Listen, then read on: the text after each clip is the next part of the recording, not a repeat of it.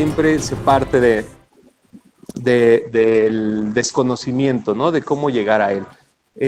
Y creo que es condición necesaria porque si no, también, digamos, no habría esta aventura donde uno se reconoce como lector de sí mismo, ¿no?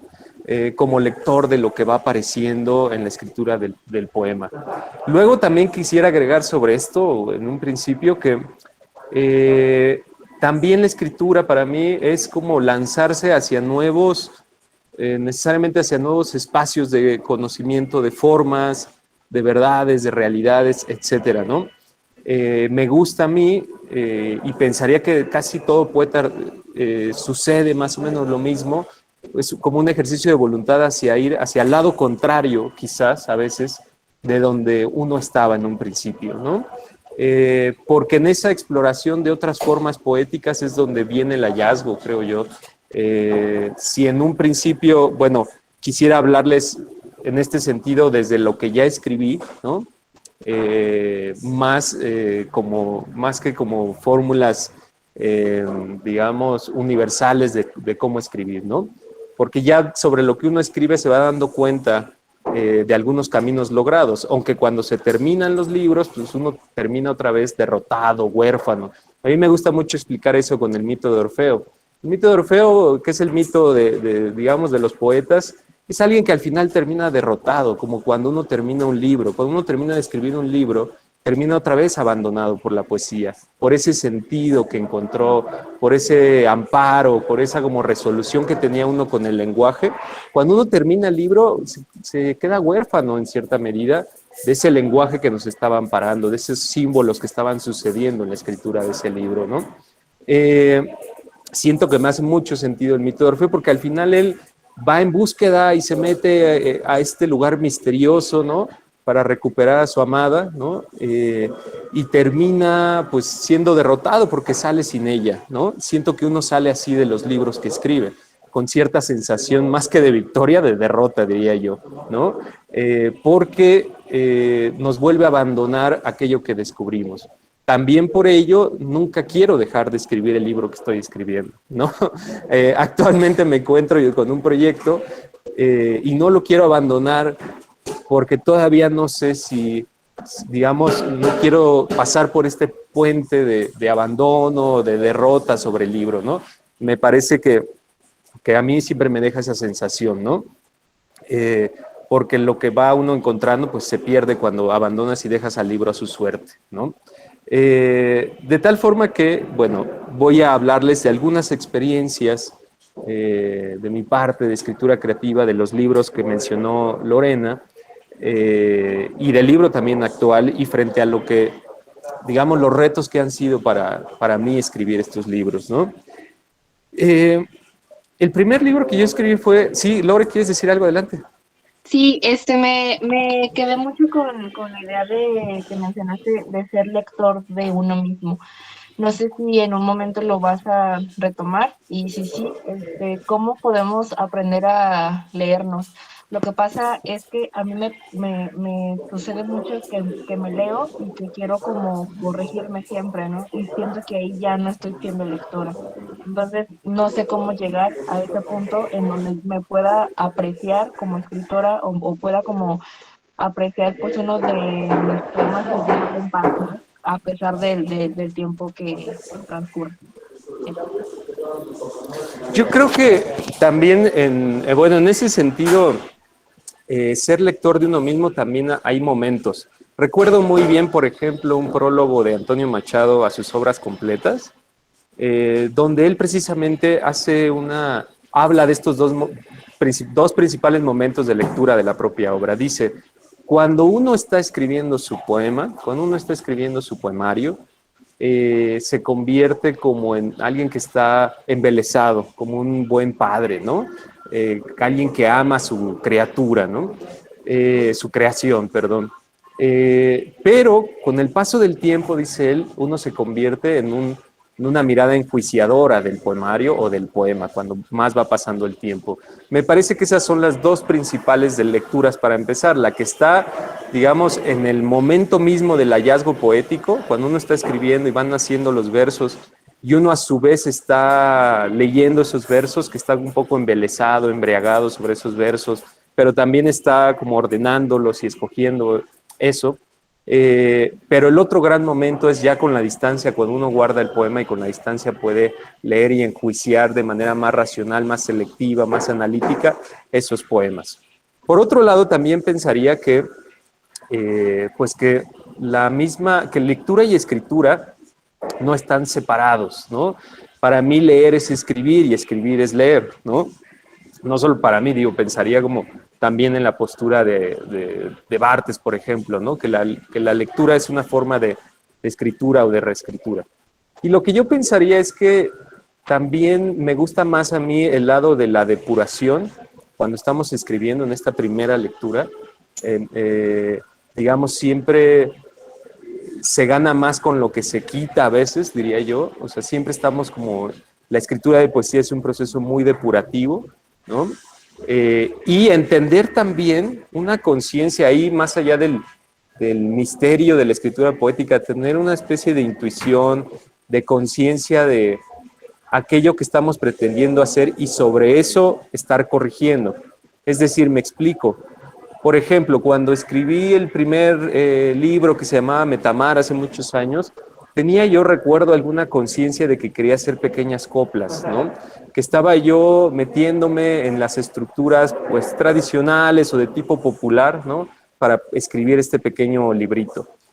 Con la conciencia de que yo estaba haciendo coplas, como que era mi horizonte de posibilidades, entonces sobre ello yo iba depurando el propio poema, ¿no? Yo iba depurando los textos que iba realizando. Pero la depuración es muy distinta, o fue muy distinta cuando yo escribí, por ejemplo, el Novilunio. El Novilunio no tenía yo la pretensión de escribir coplas de tipo popular, ¿no? Para nada, sino estaba yo explorando un tipo de versificación libre, inserta de hecho con símbolos y metida dentro de un discurso mitológico, ¿no? Entonces al poema yo le empezaba a exigir eso. Sería un error, y ahí te lo hablo también como un escritor, es un autoeditor también, ¿no? Sería un error autoeditarse, digamos, el libro que estás explorando, el verso libre, la mitología, los símbolos, otro tipo de escritura, con la pretensión de ponerlo en una métrica de tipo tradicional, ¿no? Con la intención de ponerlo en las coplas de tipo tradicional, ¿no? Pensando en esta forma de que uno es lector de sí mismo, o también cuando uno es lector de otros poetas, ¿no? Que aquí mismo lo hacen o siempre lo estamos haciendo, ¿no? Creo que tiene que haber una conciencia y un conocimiento de hacia dónde va el sentido unitario del poema, hacia dónde va el discurso, ¿no? Cuál es un poco la dirección del discurso que estamos intuyendo, hacia dónde estamos trabajando ese discurso, ¿no? Ese discurso poético, lírico. Y desde ahí creo yo que he ido realizando principalmente las correcciones y la experiencia de mi escritura y de la lectura de mis propios poemas, ¿no? En un primero y después en el segundo gran movimiento que creo yo. Eso me parecería necesario y lo hacemos de manera natural, creo yo, en la escritura creativa, ¿no? Pero bueno, pensando en esto o siguiendo esta línea, pensaría también que cuando uno va a afrontar el proyecto de un libro, por ejemplo, y según cómo vaya naciendo la intuición poética, esta nos va a dar, digamos, la dirección compositiva, ¿no? Hay que estar como conscientes de cuál es la forma de composición que estamos explorando o cuáles son las formas de composición que estamos explorando. En términos, digamos, teóricos sería cuáles son los géneros primarios que participan del enunciado de género secundario que estamos armando, ¿no? Digamos, del enunciado complejo. Cuáles son las pequeñas composiciones discursivas que están armando nuestro poemario. Porque creo yo que todo poemario se va estructurando, se va componiendo de otros pequeños discursos, ¿no? Voy a ponerles otro ejemplo. Cuando yo escribía este primer libro del mar, ¿no? Pues, por ejemplo, se me hacía necesario entender y aprender campos léxicos, pues, del mar, ¿no? Campos léxicos marinos, ¿no? Por otro lado, también quería yo poner campos o formas discursivas de la ciencia, ¿no? Estaba yo como metido allí. Y empecé, y de esta especie creo que el poeta es como un alquimista, ¿no? que empieza a tomar formas discursivas de aquí y allá para poderse expresar, teniendo la conciencia de hacia dónde van estas pequeñas formas primarias del discurso, podemos ir y componer, digamos, un poema o un poemario como una forma discursiva más amplia. A veces se nos olvida que, pues que siempre creo, y más en la modernidad, los discursos poéticos están implicados con otras formas del discurso típico de la oralidad o de la formalidad institucional, ¿no? Por ejemplo, pensaría en el novilunio también, cuando escribí ese libro, yo estaba tomando muchísimo, por un lado, digamos, por ejemplo, del discurso bíblico, ¿no? Cuando ahí intenté hacer yo y explorar, y explorar la voz de la mujer, porque en el libro de Novilunio es un libro sobre el embarazo, creo que, no fue el poema que leyó Lore, pero es un libro sobre el embarazo y yo lo estaba escribiendo y me di cuenta que las protagonistas eran dos mujeres, mamá e hija. Yo dije, creo que quiero escribir con voz de mujer. Y entonces dije, ¿desde dónde? Y me parecía que la voz más, digamos, más rica o la que más me ha fascinado de una especie de voz femenina en la poesía es la del Cantar de los Cantares, ¿no? Esta primera voz erótica del Cantar de los Cantares la releí de nuevo y desde ahí empecé yo a enunciarme como mujer en el poemario, ¿sí? O sea, tomé un discurso ya elaborado, canónico, una raíz discursiva, diría yo. Como que necesitamos ir a las raíces del discurso, a los discursos que fundan otros discursos. Esos otros serían los nuestros, ¿no?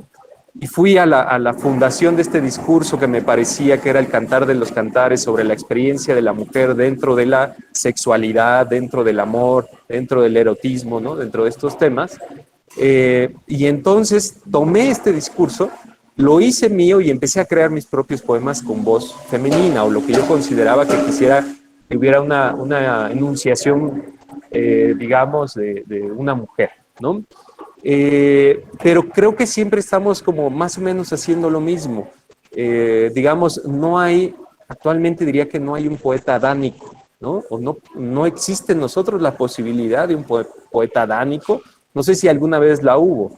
Creo yo, y si pensamos desde Eliot, ¿no? Que dice que en el libro de lo clásico y el talento individual, él dice que todo gran poeta se descubre cuando leemos entre líneas las raíces del discurso que ya tuvo, ¿no? Las raíces que está tomando y que está explorando, ¿no? Es decir, y ahí él nos explica muy bien cómo es que ningún poeta es adánico, ningún poeta es primero, nadie nació, digamos, con todos los discursos en la mano, nadie origina un discurso de la nada, un discurso poético. Entonces, entre mayor conciencia uno tenga y en este sentido de lecturas también, pero creo que no solo son lecturas eruditas o de tipo librescas, ¿no? Me encanta, por ejemplo, lo que hace Lufloro Panadero, quizá algunos lo conocen aquí, Luis Flores Romero, que tiene una página que se llama Lufloro Panadero, y creo que él, por ejemplo, en este tipo de poesía que él hace, está haciendo, pues, tomando los discursos de la oralidad, principalmente chilanga, ¿no? Y a partir de estos discursos de la oralidad, ha hecho sonetos, los sonetos ñerobarrocos, por ejemplo, ¿no? Creo yo que uno ir entendiendo también, uno como poeta tiene que ver desde qué campos léxicos va a explorar el nuevo tema del que quiere hablar. Digamos, porque al final de cuentas, en cierta medida, los temas, pues los conocemos todos, o los grandes temas como el amor, el dolor, la muerte, ¿no?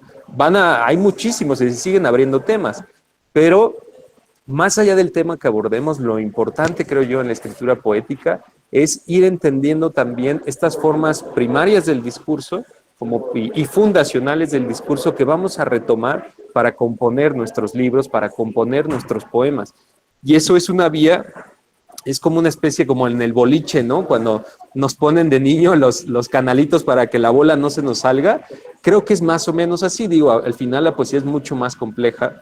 Y creo yo que, digamos, se nos puede ir de las manos y hay que dejar que se vaya, ¿no? Pero me parece que las experiencias de escritura creativa además de lo que ya sabemos de la composición retórica, de la composición métrica, creo que también requiere una exploración de discursos hechos, ¿no?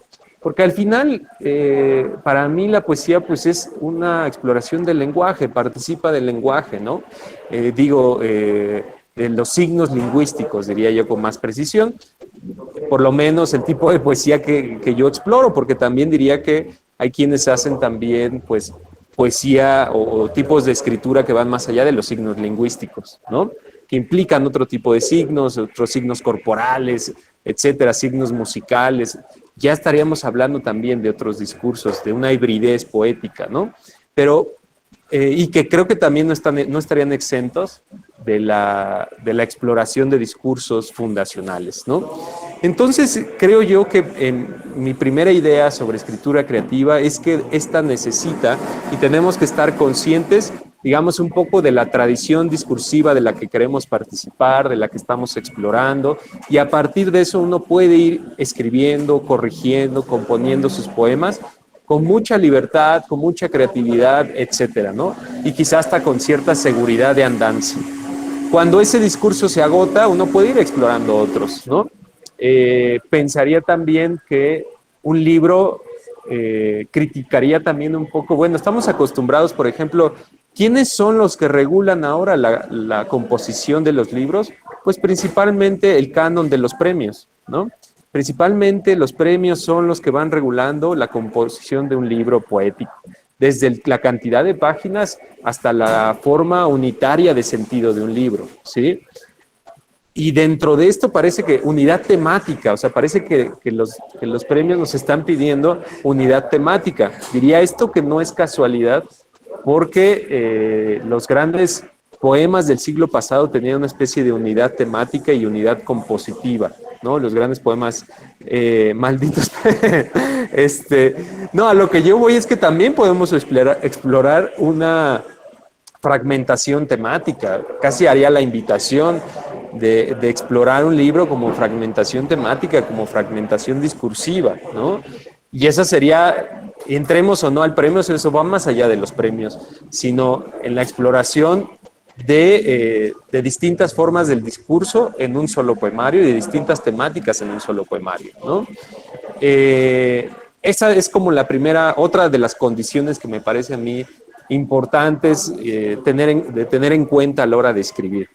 Luego, por otro lado, pienso yo que la escritura de poesía está relacionada con el tiempo, ¿no? Bueno, ¿qué no está relacionado con el tiempo, no? Pero la escritura de poesía está relacionada con el tiempo. ¿A qué me refiero con esto? Con el tiempo en términos de circunstancia, diría yo, ¿no? Y creo que la escritura, digamos, está condicionada por las circunstancias de escritura, ¿no? Digamos, mi escritura nace de la circunstancia en que se escribe, ¿sí? Y del cuerpo en que se escribe, casi diría yo, ¿no? De las implicaciones del cuerpo y del tiempo que se está teniendo para escribir este poemario, ¿no? De las condiciones casi de clase que se está escribiendo este poemario, también diría, ¿no? Porque yo mismo he experimentado distintas formas de ir, digamos, pasando el tiempo, pasando la vida en distintas condiciones socioeconómicas, ¿no? En distintos lugares en donde yo enfrento el tiempo, ¿no? En donde a veces el tiempo me parece demasiado acelerado, obtuso, demasiado aprisa, ¿no? Y entonces creo que esto está relacionado también con la forma en que yo voy componiendo el poema, ¿no? Porque a veces creo que puede haber como casi hasta excusas de composición, ¿no? Por la falta de tiempo o por todo el tiempo que se tiene para componer un libro, ¿no? Principalmente, por ejemplo, el último libro que escribí me pareció todo un reto porque yo quería, un reto y una forma de resistencia a la adversidad, al mundo que vivimos, etcétera. ¿Por qué? Porque de repente el mundo que vivimos me parece que cada vez más, de manera más fuerte, está rechazando las experiencias digamos, contemplativas, las experiencias poéticas, las que salen de la acelerada productividad en la que estamos insertos, ¿no? Cada vez más uno, conforme se va metiendo al ámbito de lo adulto, casi diría, uno se está implicando, ¿no? En formas de producción aceleradísimas dentro de la academia, diría yo, y fuera de ella, ¿no? En los ámbitos, en cualquier ámbito laboral. Y esto me parece que rechaza el tiempo de una escritura, digamos, de una escritura tranquila, de una escritura que no esté sujeta a la celeridad del tiempo, casi rechaza la escritura misma, ¿no? Uno podría muy bien dejar de escribir y dedicarse a la sobreproducción de cosas para la subsistencia, ¿no? Sin embargo, lo que me pareció interesante ahora es explorar, inserto en esta dinámica de celeridad sobreproductiva en la que vivimos, me parece interesante explorar un tipo de escritura así, ¿no? O sea, empecé a pensar cómo sería la escritura o cómo es una escritura que refleje esta aceleración del tiempo, ¿no? O cómo sería una escritura, al contrario, que refleje un tiempo contemplativo y extenso, ¿no? Yo ya no sé si, salvo los que tienen beca, que quizá la beca les dan todo el tiempo del mundo, ¿no? Beca de escritura creativa, pero si aquí no hay beca de escritura creativa, me parece que eso implica una escritura fragmentaria, una escritura que aborda el tema que le toca vivir, ¿no? Por eso creo también que se están explorando temáticas del ámbito, a veces hasta de lo privado, de lo muy personal, ¿no? Porque es la forma de resolver nuestra escritura creativa, porque no tenemos tiempo, los que no somos becados, por lo menos becados para una escritura creativa, no tenemos a veces tiempo para plantearnos grandes proyectos y entonces la escritura también nace de manera fragmentaria, ¿no? Yo creo que la escritura creativa tiene que ver con las condiciones en las que se hacen, ¿no? Con las condiciones temporales y materiales en las que se hace esta escritura, ¿no? Quizá todas ustedes y todos ustedes han visto también cómo cambia quizás su escritura en el momento en que se sienten más o menos holgado de tiempo para poderla hacer, ¿no? Entonces creo también como otra postura que las condiciones materiales, las condiciones del cuerpo, de la salud, van implicando también en ciertas formas compositivas, ¿no? Yo creo que la escritura pues no está, digamos, en el siglo pasado se dijo que un poco que el autor estaba medio muerto, ¿no? Ya agonizando. Yo creo que no. Y yo creo que menos ahora donde la implicación del yo también, ¿no? Estas escrituras como románticas, donde el yo vuelve a aparecer y vuelve a ser protagonista, ¿no? También hay que estar conscientes de eso, también hablando del yo, ¿no? Digamos, ¿qué tanto vamos a despersonalizar nuestra escritura? Exacto, como dice Emma, cuando estaba al cuello de chamba dejé de escribir, o si escribía sería al margen. Para mí siempre la poesía ha sido una escritura al margen, siempre la poesía ha sido, decía Nicolás Guillén, al margen de mis libros de estudio, y él cuando estudiaba Derecho decía eso, ¿no? Siempre al margen de lo laboral, siempre al margen de la vida, ¿no? Digamos que la poesía, por más que sea la central, siempre tiene una condición de marginación, ¿no? Frente a las condiciones que vivimos actualmente, ¿no? Luego, pensaría también que uno tiene que... Jennifer, ¿querías decir algo? Sí, quería decirte que sí coincido mucho en lo que dices de escribir fragmentado, porque a veces no tenemos ni tiempo y entonces escribimos algunos versos, pero después los queremos editar y escribimos otros y es como se va formando a veces, ¿no? Y te quería decir, pues lo escribí en el comentario que, ¿qué opinas tú de la escritura a través de la experimentación de los sentidos? Ya nos hablaste de que es importante el canon, la lingüística, el tiempo, la época, pero a veces esos sentimientos que nacen, la imagen que formas libremente, y veo que tú tienes escritos sociales, entonces escribir desde una perspectiva de la realidad y en momentos donde sentimos que se detiene el tiempo es importante, ¿no? Escribir desde los sentidos también. ¿Qué opinas sobre eso? Yo creo que sí, bueno, me parece que, bueno, ahí como que veo dos líneas de lo que estás comentando, Jennifer. Una cosa sería como la poesía, digamos que se ha conocido como de tipo social, y otra como la poesía que nace de los sentidos. Primero quisiera hablar en este caso como de la poesía social. Creo yo que también si uno pensaría en el ejemplo donde que he investigado un poco más, es en la poesía social española, ¿no? Ellos de hecho tenían una discusión muy amplia después de la Guerra Civil, donde decían si la poesía era comunicación o conocimiento, ¿no? Y según si tú y se decía que era comunicación, los que eran más poetas sociales decían que la poesía era comunicación porque esta pretendía ser o ser cercana a los lectores, ser cercana, digamos, al pueblo español. Pero quienes creían que era más conocimiento solían hacer un tipo de poesía más hermética. A lo que voy es que si uno está también explorando las formas sociales de la poesía, extrañamente las formas sociales quizás son las más de tipo tradicional o popular y más, yo pondría esas dos características. La estilística de tipo tradicional, en la España de la posguerra se utilizaron mucho las coplas, las rimas, los refranes, hasta el tipo de composición religiosa, bueno, en ese contexto. Se utilizaba muchísimo como para acercar la poesía a la gente y para abordar los temas sociales. Era un tipo de tema social, de demanda social, de testimonio, ¿no? De pretensión revolucionaria, porque también la poesía cuando da su testimonio y da un testimonio cruento de la realidad, entonces se convierte como una especie de despertar social, de forma de conciencia social. Por otro lado, digamos que nace de estas formas compositivas de la tradición, eh, también nacen de la oralidad, ¿no? Las formas compositivas de lo social, por lo menos en el contexto español, después de la posguerra que duró como 30 años, venían digamos, de la oralidad que se pretendía escribir, porque esto acercaba mucho más a un lector de a pie, por decirlo así, ¿no? Porque si nos vamos hacia un tipo de escritura, pues digámoslo así, dentro de la tradición gongorina o mucho más hermética como la de Jorge Cuesta, esto lo que hace es un distanciamiento en la comunicación del poema hacia el público.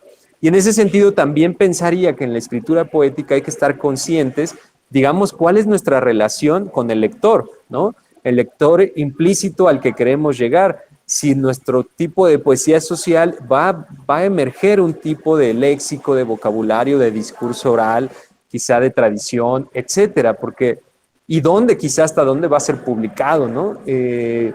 Y difundido. Creo que el lector implícito, como se le llama un poco en teoría literaria, sí está marcando también las pautas de nuestra composición escrita, ¿sí? Y la poesía usualmente pues más hermética, como se le conoce, la poesía de pensamiento, la poesía pura del principios del siglo pasado, como la de Paul Valéry o la de Juan Ramón Jiménez en España, quizá era mucho, mucho más hermética para un lector de a pie, ¿no? Y perdía, entre comillas, porque esa es toda una discusión, perdía su carácter social, su carácter revolucionario, su carácter comunicativo, eso sí lo creería. Lo otro no lo sé. Por otro lado, la sensación a mí me parece necesaria, bueno, y más sobre lo que ahora se le ha llamado también las escrituras del cuerpo, ¿no? Digamos, estos poemas o poemarios que exploran también ya el cuerpo mismo, el dolor del cuerpo mismo, ¿no? Cómo esto se va haciendo signo, porque si piensan también, y esto es bien interesante, yo apenas que fui al doctor, el mismo doctor nos dice para los síntomas, utiliza metáforas. ¿Y cómo sientes el dolor de cabeza? ¿Lo sientes como un casco o lo sientes como un mar obtuso, no? O sea, el mismo doctor se vuelve poeta. Pero creo yo que para poder cifrar lo que sentimos, los dolores o los placeres o las alegrías del cuerpo, nos es necesaria la poesía también. Pero a veces, digamos, también las composiciones de tipo social, qué tanto podemos hacerlas o qué tanto hay una poesía que no sea social, etcétera. Son discusiones que hay. Pero bueno, me parece a mí sustancial e interesante explorar también estas formas de la escritura de poesía a partir del cuerpo. Un ejercicio básico me parece es, y sucede extrañamente más con los dolores, ¿no? Bueno, no, porque la poesía erótica al final también es un poco como del cuerpo, del placer del cuerpo. Pero, ¿cómo es que, digamos, desde un simple dolor de rodillas, podemos hacer un poema de eso, ¿no? O sea, escribir sobre el dolor de las rodillas me parecería interesantísimo.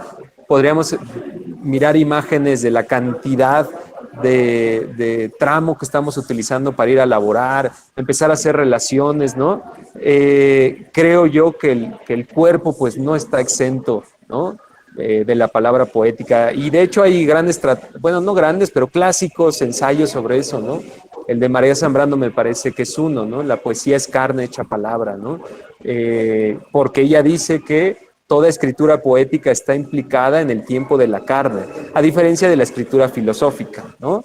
El tiempo de la carne que se deteriora y dice, el poeta quiere salvarlo todo, hasta la carne misma, ¿no? Y eso me encanta, yo diría que sí. A diferencia del filósofo, ¿no?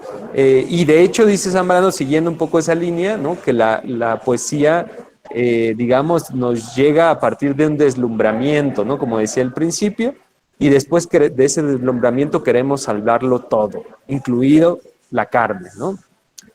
Bueno, voy a leer algunos comentarios, veo que ya hay algunos. Si alguien más quiere participar, está buenísimo.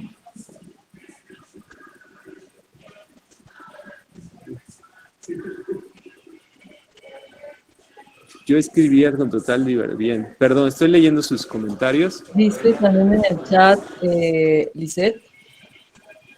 Dice Janet, yo escribía con total libertad cuando tenía holgura económica. Cuando mis condiciones materiales de existencia cambiaron, mi escritura también cambió, en especial los temas. Luego. Buenísimo. Bueno, veo ahorita el comentario de Lisette, ¿no? Donde dice, es que creo, por ejemplo, esto que dice Lisette, algunos aconsejas de escribe 5 minutos diarios. Yo pensaría un poco hasta como Leo Felipe decía, no hay oficio de poetas, ¿no? ¿Qué tanto vamos a meter la poesía en este... hoy les voy a utilizar un término que leí en una noticia de Instagram. ¿Qué tanto vamos a poner a la escritura de poesía en el porno de la productividad? Me encantó ese término que leí en la mañana. Una especie de análisis del porno de la productividad. Decían ellos que era este afán que nos aparece en Instagram de ser desde las 5 de la mañana y llevar una administración del tiempo y de la productividad de nuestras vidas, ¿no? De nuestra vida espiritual, carnal, etcétera, ¿no? ¿Qué tanto vamos a meter la escritura de poesía en este porno de la productividad que vivimos actualmente, ¿no? Como para ponerse digamos, estos regímenes de producción, ¿no? Sobre la misma escritura poética. A mí me parece, o yo disiento completamente, porque creo que para mí la poesía ha sido el espacio de resistencia precisamente de los regímenes de productividad, ¿no? Para mí la poesía precisamente tiene que ver con salirse de, ¿no? Con encontrarla en el lugar de... digamos, cuando vaciamos la habitación interior, cuando vaciamos todo, ¿no? O como un último vaguido después de toda esta productividad, pero me parece que la poesía, yo quizá hasta en contra de los escritores novelistas que quizá calendarizan y sistematizan su escritura, no es que no requiera disciplina, sabemos que sí, que es una gran disciplina estarle chingando todos los días escribiendo poesía, pero así como una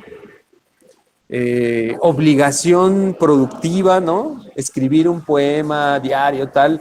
Me parece que es un juego mental que quizá puede ayudar a explorar nuevas formas, pero yo quisiera situar a la poesía fuera de esta conquista de la productividad, que además es la que nos está enfermando como sociedad, como personas. Ahorita que ponías también en tu comentario, a veces me siento enferma, triste, ansiosa, pero yo creo que todo eso viene por los tiempos que estamos viviendo de sobreproducción y sobredemanda desde que estamos en la escuela, ¿no?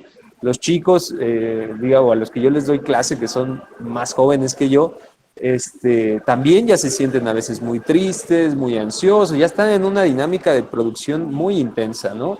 Y eso me parece que la poesía cumpliría una especie de terapéutica, ¿no? Sobre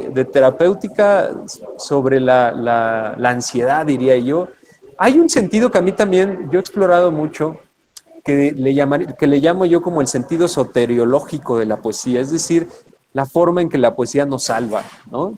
La forma, y no solo yo, le recomendaría un libro muy bonito, o varios que hay, de Michel Petit, ¿no? Michel Petit tiene unos libros sobre fomento a la lectura y sobre cómo la lectura nos vuelve a reconstituir o como a reconfigurar las heridas o a volverle a dar sentido a lo que estamos viviendo, ¿no? De hecho, ella tiene un ensayito donde explora cómo en las posguerras, mucha gente que vivió guerras o posguerras o ambientes muy fuertes, se salvó gracias a la escritura literaria, ella más que de poesía, la escritura literaria, o a compartir literatura, ¿no? Escribirla, compartirla. Yo creería más que estoy más de ese lado, que de poner a la escritura como un régimen de producción para ganar dinero a través de ella, ¿no? O sea, porque habrá quienes, pues, son vividores de la poesía, ¿no? Y se la plantean como ir adquiriendo premios y vivir de eso. Para mí está más allá de eso, ¿no? Para mí cumple una función, pues, frente a la existencia, y lo diría desde la primera vez que encontré la poesía, un poco empezó a darle sentido o nuevas respuestas a mi vida frente a las grandes preguntas de la existencia como la muerte, ¿no? Apenas acaban de morir un gran poeta como David Huerta y al final sus respuestas quedaron en la poesía, ¿no? Dice Jennifer, también es contradictorio porque el arte se valora, se puede ser artista sin producir. Válgame, qué pregunta, Janet.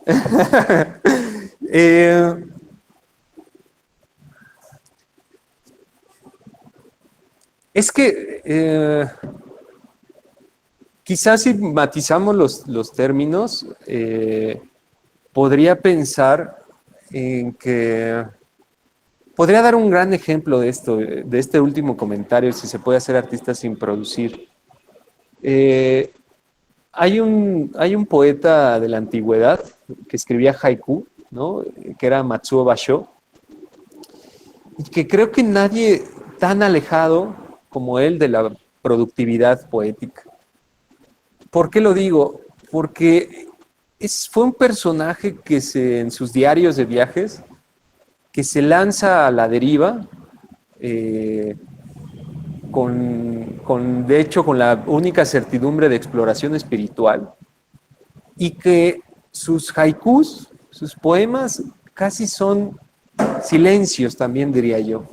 No es que él estuviera escribiendo para producir con un interés, ¿no? Económico, por ejemplo, o con un otro interés que la escritura misma. Eso. Me parece que la producción está atravesada por el interés de algo. Es decir, si yo produzco playeras, me interesa ganar dinero con ellas, ¿no? La palabra interés es como tiene una especie de raíz que es como que lo que se interpone entre una cosa y la otra, o el intercambio que vamos a hacer sobre una cosa. Yo creo que la poesía no se subordina a nada, ¿no? O sea, para mí la poesía no se subordina a nada, sino que uno escribe poesía por la poesía misma, por la experiencia que te da la poesía misma, ¿no? Más allá después del reconocimiento, las loas, el dinero, lo que pueda ganarse con ella, no sé, ¿no? Pero ¿quién de aquí empezó escribiendo poesía pensando que iba a ganar dinero con ella, ¿no? De hecho, yo creo que todos sus papás o mamás les dijeron, hijo, poeta, no puede ser. Otro en la familia, no, por favor. Porque precisamente hay una idea de que nuestras vocaciones tienen que estar implicadas en un interés principalmente económico, ¿no? Y no hay vocación más grande que la de poeta porque es como hacerlo por la poesía misma. Este encuentro que estamos haciendo aquí, ¿no? Por ejemplo, es un mundo aparte que crearon ustedes y que se gestionó porque sí, ¿no? Porque nos da la gana, porque nos da la poesía la gana, ¿no? más allá de los intereses que podría haber. A eso me refiero.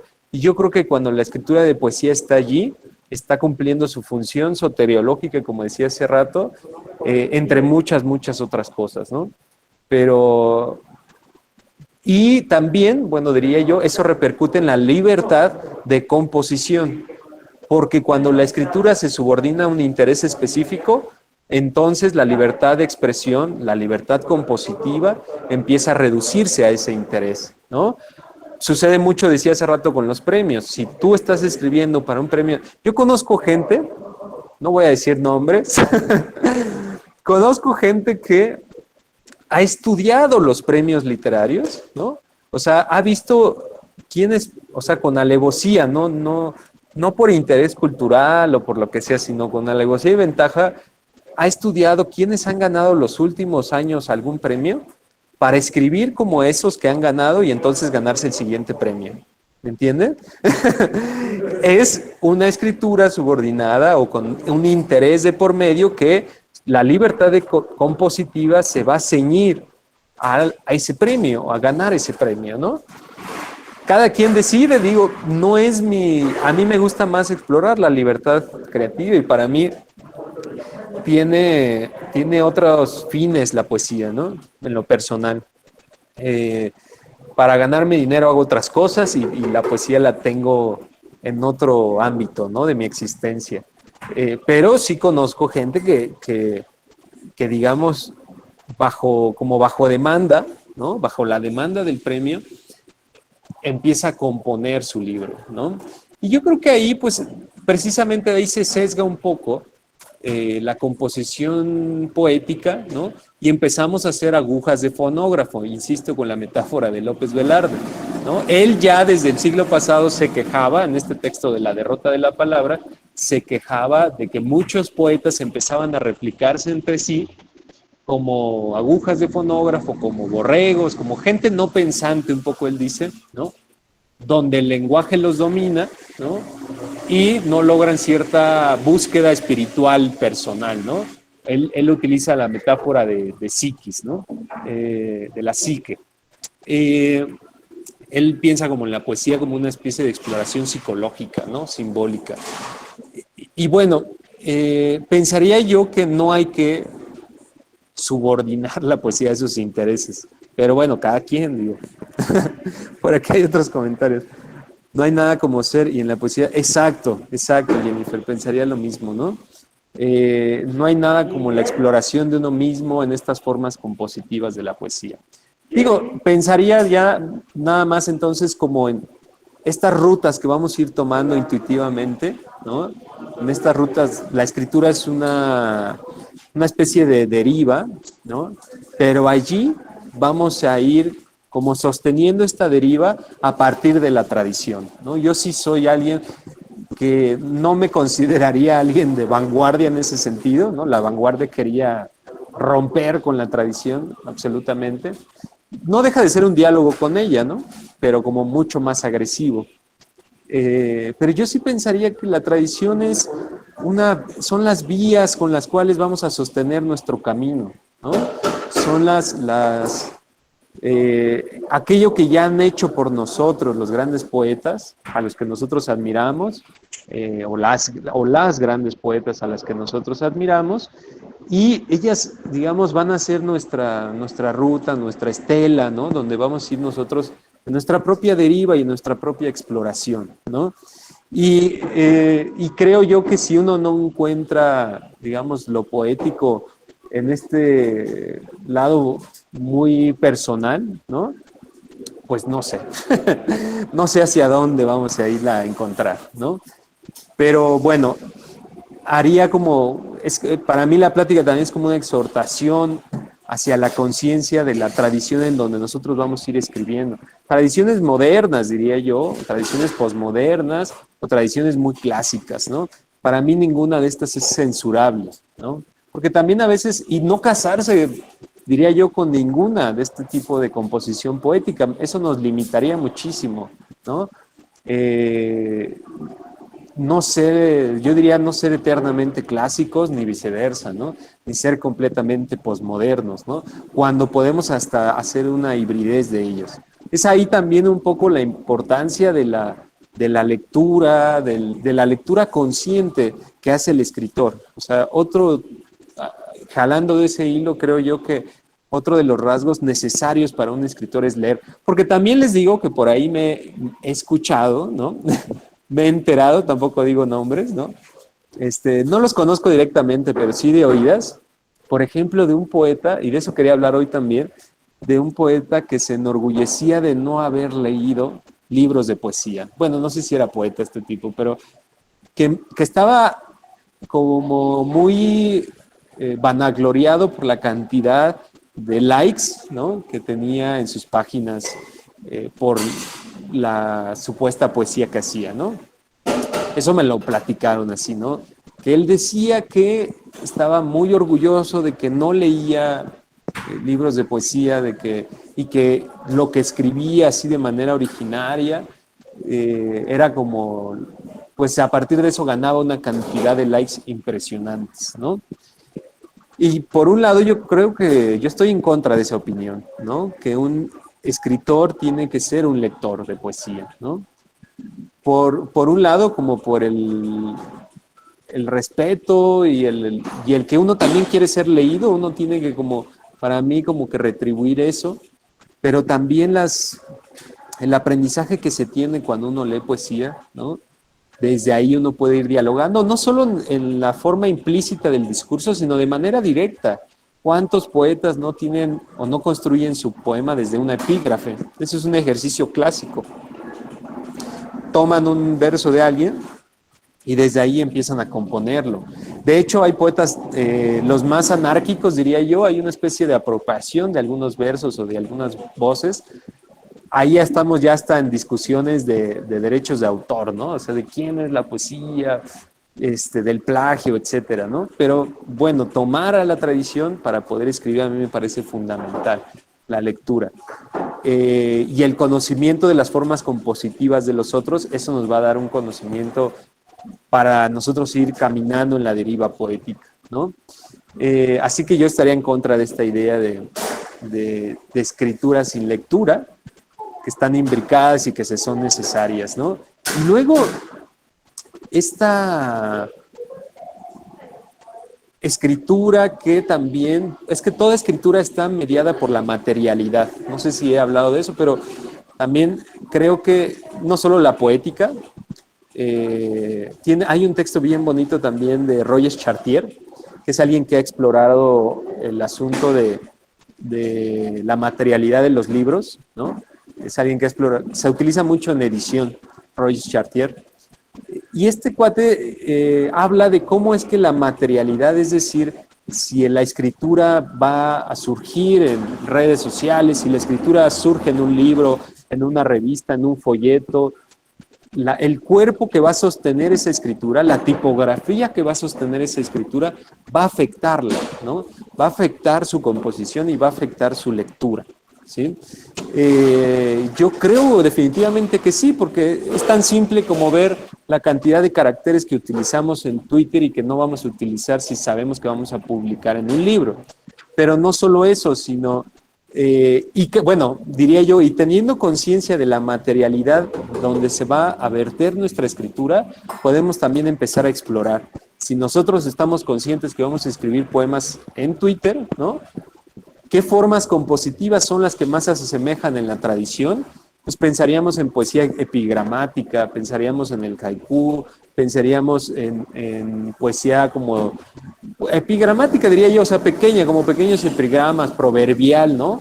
Como aforística, diría yo. Y no vamos a poder salir de allí mientras estemos en una plataforma como Twitter, ¿no? Desde allí, ¿qué es lo que podemos hacer? O cómo podríamos, habría un reto, por ejemplo, pensaría yo, ¿cómo podríamos meter la épica en una forma epigramática como en el Twitter? Yo creo que se puede, pero ¿cómo podríamos meter esta narrativa que se basa en la tercera persona del singular? Recordemos a Jacobson, que dice que la épica es de la tercera persona del singular. la lírica es de la primera y el teatro es de la segunda, ¿no? ¿Cómo podríamos meter, por ejemplo, por decir algo, este género que tiene que ver con la tercera persona del singular, aquello de que se habla, en una estructura epigramática pequeña? Y ahí vendría el reto de escritura y el ejercicio que nosotros podríamos hacer. Eso hablando de una plataforma y de la materialidad. Pensemos en todas las que tenemos, en el libro, que es la gran... Bueno, ahorita sigo hablando de la materialidad del libro y la escritura. Emma, creo que quiere decir algo. Sí, gracias. Pues sí, ahorita que te estoy escuchando y pienso en la materialidad y creo que lo que hacemos o tratamos de hacer desde la poesía es más que verla, o sea, bueno, yo diría como expandir y ver qué tanto podemos romper los límites a través de la escritura y también los propios de esa materialidad, ¿no? O sea, pienso lo que se ha hecho a lo mejor dentro de Instagram, no sé, el de Carcas de Warpola, por ejemplo, o no sé, cuestiones como de incluso performáticas, ¿no? Que ya llevan como la escritura del texto a una corporalidad y que ya se vuelve una instalación y romper todo eso, ¿no? Y creo que eso también le hace que uno, pues no sé, creo que yo estoy ahorita muy metida en algo más como si de una poesía menos tradicional. Estoy tratando de irme como una poesía documental y por lo que estoy trabajando con textos que no son míos, pero estoy en una cuestión como de desapropiación. Entonces también creo que al tratar de estirar esta materialidad a ver hasta dónde soporta lo que queremos expresar, pues también ayuda a que no nos aburramos de alguna forma, ¿no? O sea, porque a veces es como, bueno, sí, no puedo escribir en verso libro, un soneto o rima, que no digo que sea fácil, de hecho es bastante complicado, pero creo que también estoy de acuerdo con lo que dijiste del híbrido, me gusta mucho más esa idea como una hibridación, porque también vivimos en un momento en el que creo que ya no hay nada totalmente puro, ¿no? O sea, creo que también lo que decías del plagio, dije, pues pienso obviamente en la intertextualidad, pienso en Janet y digo, bueno, claro, o sea, ¿en qué cuestiones, no? Porque si hablamos de los niveles de intertextualidad, pues es que realmente no hay nada original, ¿no? Entonces, pues realmente no podríamos hablar de derechos de autor, sí y no, ¿no? Ya sabes que hay una bronquilla. Pero bueno, no es que trato de abordar todos los temas que me estaban haciendo pensar mientras hablabas. Pero bueno, era como lo que yo quería como aportar. Y también quería pensar, bueno, quería saber tu opinión sobre esto que comenté de la poesía documental. ¿Qué opinas sobre esta apropiación? Que creo que lo abarca muy bien Cristina Rivera Garza en la de el libro de los muertos indóciles. También creo que es algo muy complejo y que en México, si bien sí se ha hecho, creo que no hay tantos ejemplos como obviamente en otros países, como en Estados Unidos, que se ha trabajado desde hace ya más de 50 años, ¿no? Entonces ahí creo que hay muchos ejemplos, sobre todo obviamente en cuestiones de guerra y en cuestiones de, pues sí, de denuncia, porque creo que también la poesía documental va mucho inclinada a una cuestión de denuncia. También por eso estoy como que ahí más o menos metida, pero quiero saber tu opinión. Muchas gracias. Bien, estoy intentando recordar en la tradición mexicana del siglo pasado textos documentales. A mí me brincó luego a la memoria, más bien, bueno, quizá por mi formación, la experimentación de la poesía documental, digamos, que también viene de España y que es un poco olvidada. Y de Cuba, diría yo, por ejemplo, Nicolás Guillén, ahí en algunos poemas, creo que hay varios donde él pone prácticas que ellos venían, quizá no le llamaban así, eso es quizá un término que viene de Estados Unidos, que tiene unos, no sé, 30, 20 años, que se está utilizando mucho. Estos poetas de los 70, quizá Nicolás Guillén más o menos, venía más de prácticas como del collage, pero él tiene varios poemas en Cuba, digamos, donde empieza a utilizar fragmentos de noticias, fragmentos de rótulos, ¿no? Para componer sus propios, o sea, para, como dices, expandir su propia poesía. Eran experiencias, creo que son rezagos también de experiencias de las vanguardias artísticas latinoamericanas, europeas. Por otro lado, un gran poema donde se utiliza, insisto, no con la misma categoría, pero como una forma de documental, sería Hijos de la Ira, ¿no? El poema español de los años 40, en los años 40 se publicó este gran poema que precisamente tenía una implicación de denuncia de la posguerra, que su primer verso es algo así como 500, o no me acuerdo el número, 5,000 de muertos hay en Madrid, ¿no?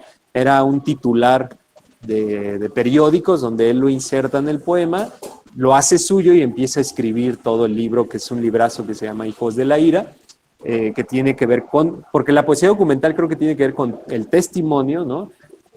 Como dices, con la despersonalización también y con la denuncia, ¿no? Y la demanda. Me parece que hay antecedentes y a mí me encanta, o sea, yo creo que también es una forma bastante interesante porque implica también la investigación, ¿no? O sea, los grandes libros de poesía documental es donde también nos podemos implicar en una investigación de tipo histórico, en una investigación de tipo quizá periodístico, donde estamos metiendo otros géneros del discurso, precisamente los de testimonio, los informativos, hasta datos donde podemos poner, ¿no? Y estos datos los vamos a utilizar, entender que al final en la poesía son como recursos que van a encender la hoguera del poema, ¿no? Y que recursos discursivos, estéticos también, cuando los vamos a sacar de contexto un poco y los vamos a meter y a trabajar dentro de determinados poemas, y es cómo vamos a armar, creo que tiene que ver con la idea también de ensamblaje de discursos, ¿no? ¿Cómo vamos a poner este discurso por ahí, por allá? Apenas, no me acuerdo el nombre de la autora, pero que no era poesía documental, pero sí ella ponía muchos, bueno, es que habría que, no estamos aquí frente a una disertación de tesis, pero yo pensaría que lo que hizo esta chica, que era poner muchos documentos de carácter, digamos, como del área de ciencias de la salud, donde se hablaba de la gordura, ¿no? Era un poemario donde una chica empezaba a expresar sus problemas del cuerpo y su mirada como que la veían como una persona gorda, obesa, ¿no? Y ella hizo todo un poemario sobre esta mirada que juzga y que la veía como, o que siempre le costó mucho problema, ¿no? Y empezó a hacer hizo un poemario sobre esto, y lo que hizo fue documentar el poemario, ¿no? Poner otros discursos de las ciencias de la salud, ¿no? Datos, estadísticas, todo eso para poder crear su poemario. A mí me parece que estamos en un momento también de mucha apertura en ese sentido, de mucha apertura de los discursos, porque en el siglo pasado quizás te dirían que eso no es poesía, o por qué estás metiendo este tipo de discursos en algo que en realidad solo abarcaba como bueno, por decir pero solo abarcaba las medidas, métricas tradicionales, etcétera, ¿no? Un poco como el comentario, me acuerdo también de Octavio Paz, que él solía decir que frente, por ejemplo, a los poemínimos de Huerta, que le decía, eso no es poesía, quizás son como buenos chistes, ¿no? Pero creo que ahora estamos viviendo otro momento donde también podemos aprovecharlo como de apertura, por ejemplo, de hibridación, de documentación, pero ir entendiendo que esto va abonando como a la estética del libro. Y ya en términos de derechos de autor, bueno, eso es todo un rollo, ¿no? Yo tengo mi opinión, aunque no sea yo el perito en eso para poderlo decir. Lore, ¿quieres decir algo? Hola, sí, hay un poemario muy, muy completo y muy dado de Pierre Herrera. No sé si han leído Dafen, Dientes Falsos, pero es un poemario que realmente es un ensayo, y es un ensayo como hecho verso, pero, o sea, cuando lo lees tú sabes que no es un ensayo, o que no entra como en la categoría del ensayo, pues, porque es como toda una investigación acerca de... Sí, se los paso por el chat.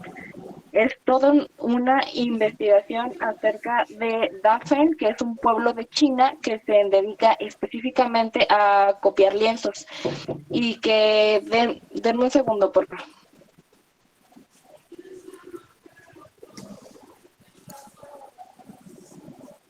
De hecho, bueno, pensando ahorita en lo que regresa Lore, pensando en lo que decía Sema también, yo últimamente, bueno, ahorita, Lore, si quieres terminar. Perdón. No. Y lo que él hace es muy interesante porque la investigación y los datos acerca de Daphne, aunado a que en el fondo habla acerca de los derechos de autor y de la figura del autor como tal. Entonces es toda una disertación entre si sí vamos a hacerle caso a que el autor es el importante o a que la obra por sí misma lo es, etcétera, etcétera. Y el formato son versos, pero realmente lo que está haciendo son ensayos, pero los mezcla. Entonces, los versos de pronto son como explicaciones y después es un verso así súper contundente, súper poético y es como esta mezcla, pues, y me recordó mucho a lo que mencionabas de si, o sea, como esta parte de construir los géneros literarios, porque ya estamos en una época nueva, ¿no? Y ya nos podemos dar ese permiso como de poner informaciones diversas, por así decirlo. Pero sí, se los paso en el chat. Sí, exacto. Yo creo que ahí está parte de la riqueza ahora, como ir metiendo estas otras formas del discurso. Por eso lo decía hace rato como en términos de Bakhtin, ¿no?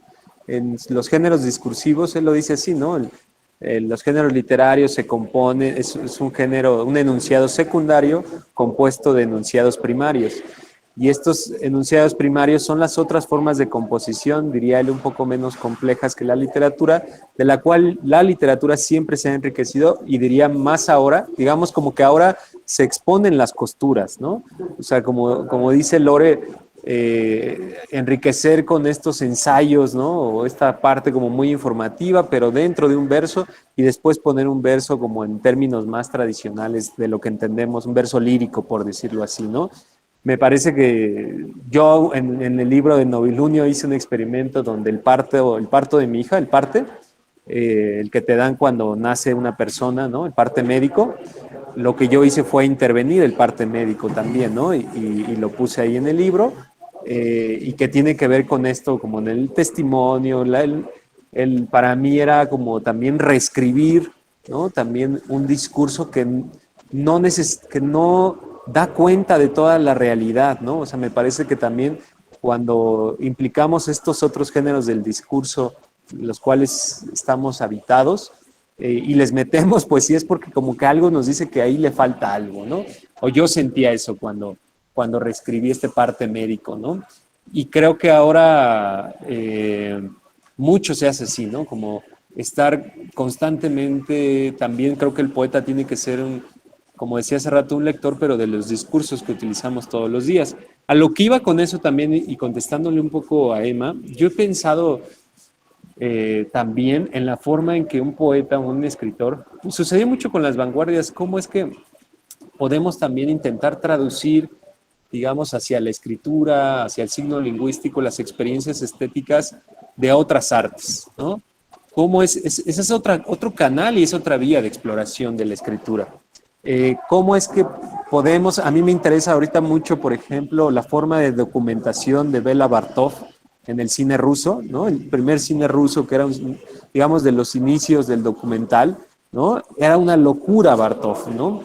El cine ojo que le llamaba él, y la manera en que él va documentando la realidad rusa con los principios un poco del futurismo, pero de la fragmentación, del cambio de planos, etcétera, era un loquísimo, pero todo eso me está interesando como cómo yo puedo documentar, porque ahorita también me están interesando los no lugares de la Ciudad de México, pero que ahí parece que vivimos en realidad, los que habitamos esta ciudad, estos lugares de tránsito, ¿no?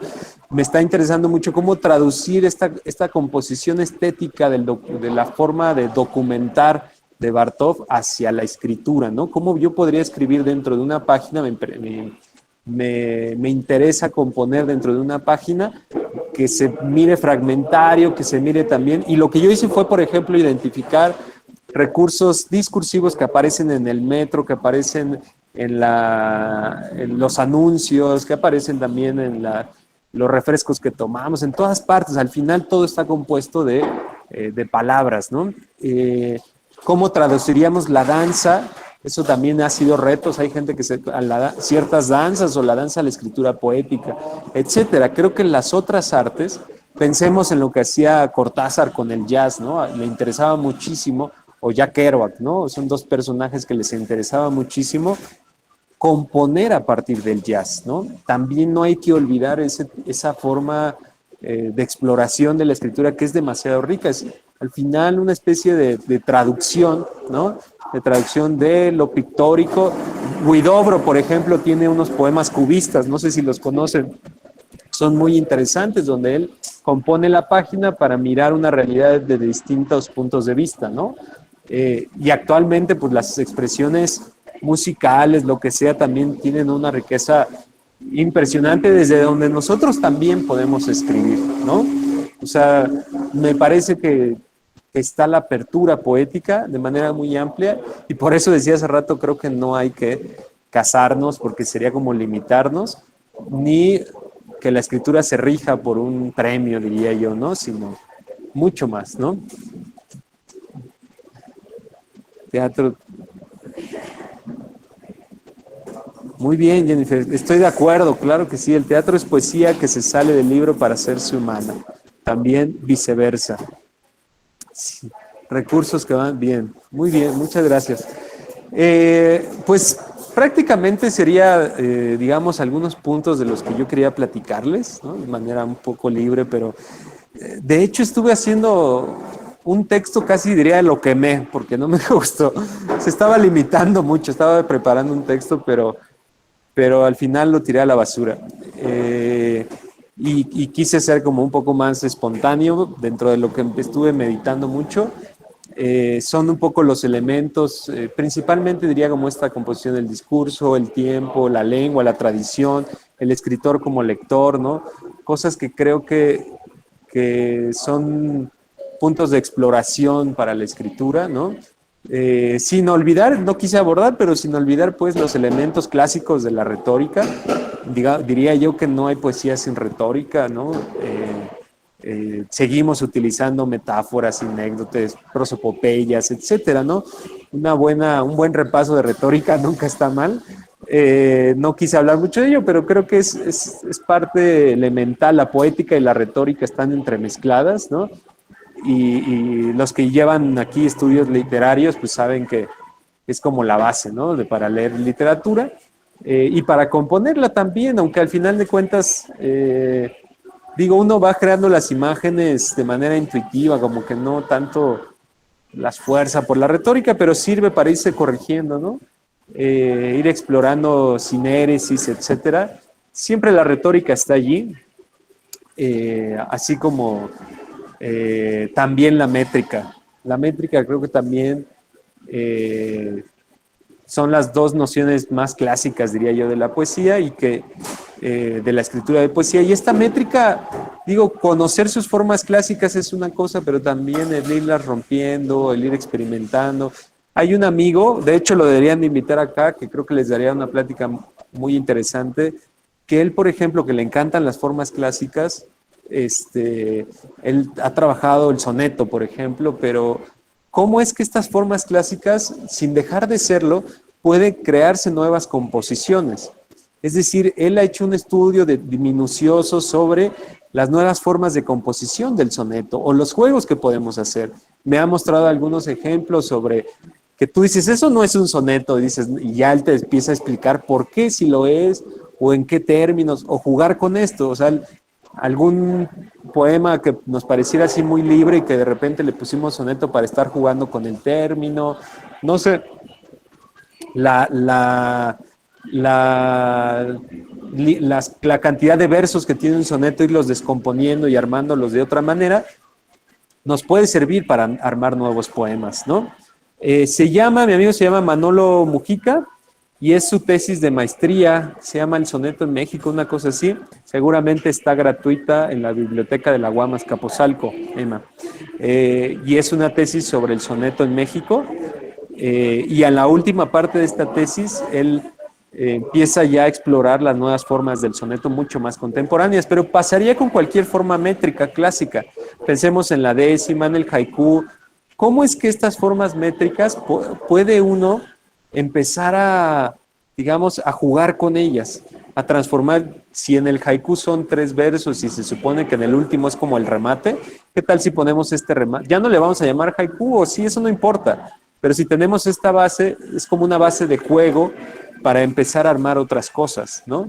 Hay gente que ha hecho también composiciones de poemas de 2, 3 estrofas que son puros haikus, por ejemplo, ¿no? Pensemos en décimas, en liras. Mucho de eso se basó también un poco la generación del 27, que fue una gran generación de poesía española, ¿no? Tomaban todas las formas de métrica clásica española y empezaron a hacer nuevas formas de composición mezcladas con las imágenes de vanguardia, etcétera, ¿no? Pero al final hasta el poeta en Nueva York no deja de tener su composición métrica de tipo clásica, por decirlo así, pero él empieza a meter ya un montón de imágenes de vanguardia, ¿no? Así que también está esa línea, como último quizá comentario, como esas líneas de exploración sobre las métricas clásicas, cómo podemos seguir jugando con ellas, rompiéndolas, pero teniendo conciencia de su primer armado para rearmarlas, deconstruirlas. Hace rato que dijeron esa palabra, yo creo que implicaría ahí una especie de deconstrucción, de reconfiguración de esas formas. Me parece también una dinámica bien interesante con la escritura de poesía, ¿no?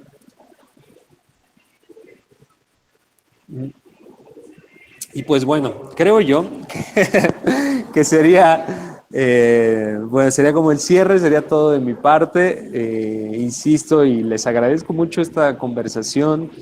Espero que mi intención era como abrir campos de posibilidades, abrir una conversación sobre escritura creativa. Y pues bueno, espero que les haya gustado y estoy muy agradecido nuevamente de estar por aquí y de toda esta muy rica conversación.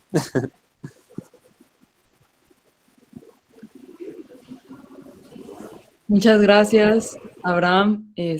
No sé si alguien tenga alguna última pregunta o comentario antes de... Yo. Abraham, pues siempre es un placer escucharte. El tiempo se pasa súper rápido con tus conversaciones.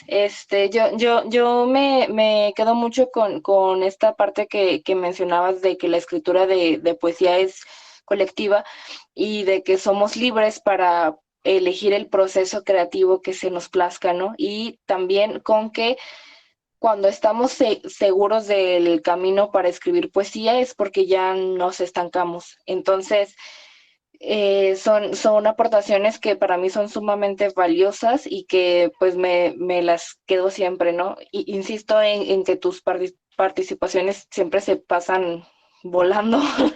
Y pues nada, gracias por la presentación, gracias por el esfuerzo descomunal, ¿no? De hablar de corrido durante 1 hora con 20 minutos. Wow, no puedo creer tu resistencia. Pero sí hay otras personas que tengan una pregunta extra o un comentario, unos aplausos o donación para Abraham, pues es bienvenido. Mientras tanto, ¿tienes algún blog o un proyecto o algo en donde te podamos seguir? Sí, muchas gracias, Lore, por tus comentarios.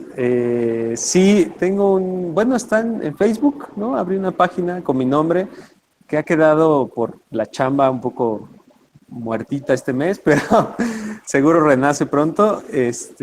Ahí en Facebook con mi nombre, Abraham Peralta Vélez. También el libro de Novilunio, el último que publiqué. Creo que con la UAM, por ejemplo, lo pueden pedir. Está ahí en sus páginas de venta,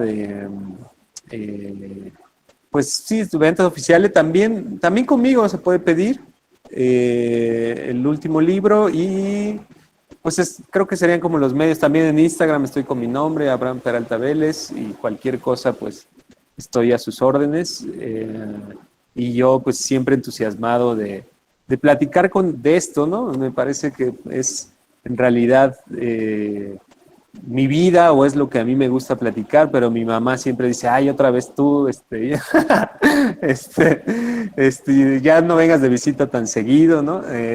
No, yo les agradezco muchísimo, insisto, sobre el espacio, porque creo que hacen falta mucho, mucho por hacer este tipo de cosas. En la universidad donde yo trabajo, abrí otro espacio, o sea, siento que hay que pelear porque creo que la poesía y la reflexión sobre poesía, pues tanto las instituciones públicas como privadas, hablando de instituciones académicas, pero también la sociedad la deja muy abandonada, y este trabajo que hacen ustedes por abrir un espacio, por gestionarlo, por abrir un espacio de interés sobre la poesía me parece muy, muy admirable, muy heroico. Las admiro muchísimo y bueno, y les agradezco otra vez todo lo que se hizo el día de hoy, ¿no? Gracias, Abraham, qué amable eres. Y pues en serio que aquí siempre vas a ser bienvenido porque apreciamos mucho tanto tu persona, tu talento y pues toda el conocimiento, ¿no? Que aparte de ser buen poeta y buen gestor, perdón, pues eres un excelente maestro, ¿no? Capaz de transmitir mucho de una forma digerible para todos. Así que gracias de nuevo. Muchas gracias, Abraham, y también a todas las personas que se conectaron. Aquí en Verónica puso Descubramos Vorágines, es una de las poesías que más me gustan. Todo el poemario novilunio está bellísimo. Felicidades, gracias. Genial. Bueno, pues entonces nos estamos viendo y nos vemos el próximo viernes. Gracias, Abraham, gracias, Lore, y a todos. Bye. Muchas gracias a todos. Gracias, adiós. Gracias. Adiós.